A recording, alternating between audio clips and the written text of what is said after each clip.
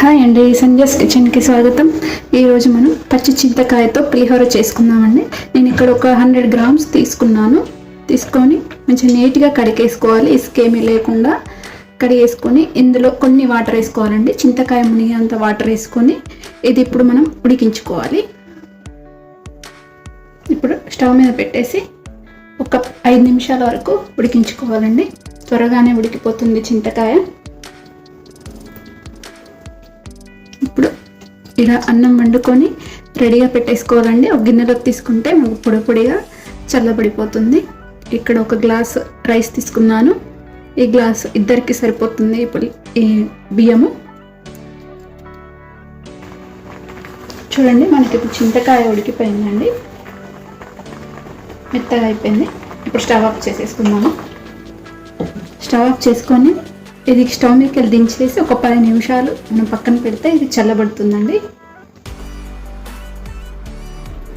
ఇప్పుడు మనం ముందుగా ఉడకపెట్టేసుకున్నాం కదా ఈ చింతకాయని, ఇప్పుడు ఇలా ఈ చింతకాయని ఇలా చేసుకుంటే మనకు రసం వచ్చేస్తుందండి. ఈ చింతకాయ అంతా ఎక్స్ట్రా అంతా ఇలా మిగిలిపోతుంది.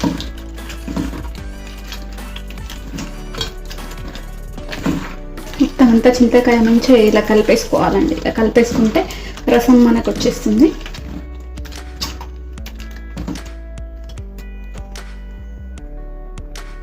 ఇప్పుడు ఈ చింతకాయలో ఉన్నదంతా కూడా ఇలా తీసేసుకోవాలండి. ఈ గిన్నెల నుంచి ఇలా తీసుకొని ఇలా పిండేసుకుంటే మనకు మిగిలిన చింతకాయ అంతా కూడా ఇలా వేస్టేజ్ ఇలా వచ్చేస్తుంది.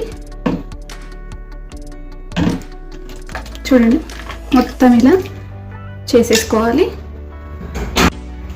ఇప్పుడు ఈ చింతకాయ రసం అంతా కూడా ఇలా స్టెయినర్లో వేసుకుంటే రసం అంతా కిందికి దిగుతుంది. మనకి ఇక్కడ ఈ కొంచెం ముక్కలుగా ఉందన్న అంతా కూడా పైన చింతకాయ చెక్కు కూడా ఈ విధంగా ఉండిపోతుంది. ఇప్పుడు మనం స్టవ్ వెలిగించుకుందాము. ఇప్పుడు ప్యాన్ పెట్టుకున్నాం కదా, ఇప్పుడు ఒక 2 టేబుల్ స్పూన్ల వరకు ఆయిల్ వేసుకుందాము.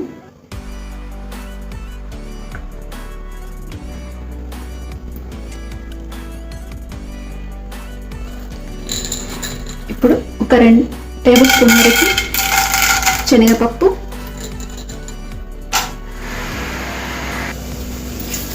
అలాగే 1 టేబుల్ స్పూన్ మినపప్పు,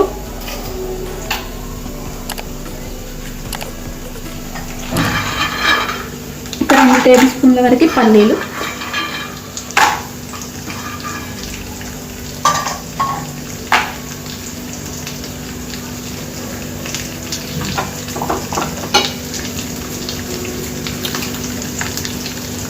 టేబుల్ స్పూన్ ఆవాలు,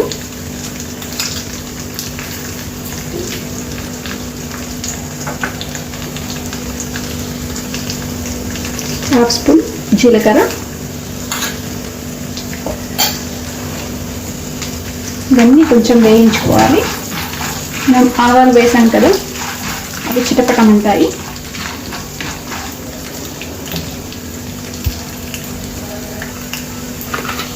ఇప్పుడు మనం పచ్చిమిరపకాయలు ఇలా పొడవుగా కట్ చేసుకొని ఉంచుకునే వేసుకోవాలి. అలాగే ఒక 2 ఎండుమిరపకాయలు, కరివేపాకు,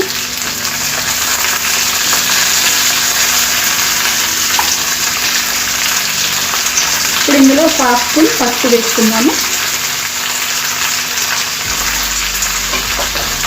ఇదంతా కూడా 1 నిమిషం పాటు వేయించుకోవాలి.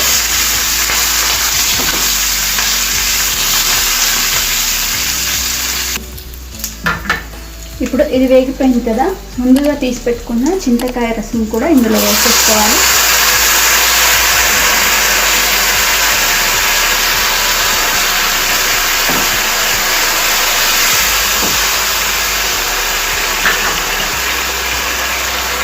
ఇప్పుడు ఇందులో 1 టీ స్పూన్ వరకు ఉప్పు వేసుకున్నాను.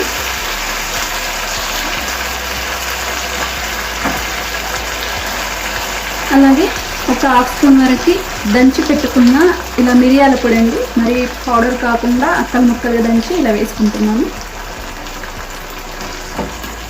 ఇదంతా 1 నిమిషం పాటు మనం ఉడకనివ్వాలండి దీన్ని.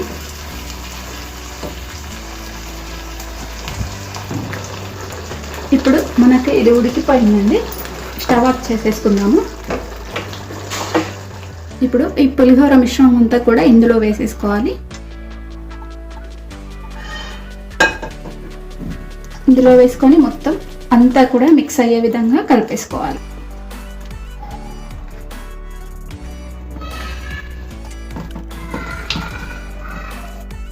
ఇప్పుడు చివరగా కొత్తిమీర కూడా వేసేసుకోవాలి. వేసుకొని ఇలా కలిపేసుకోవాలి. ఇంతేనండి, మన చింతకాయ పులిహోర రెడీ అయిపోయింది. ఒకసారి మీరు కూడా ట్రై చేయండి ఇంట్లో. తప్పకుండా ట్రై చేసి కామెంట్ సెక్షన్లో మెన్షన్ చేయండి మీకు ఎలా వచ్చిందో. అలాగే లైక్ చేయండి, షేర్ చేయండి, నా ఛానల్ని సబ్స్క్రైబ్ చేయండి. Thanks for watching.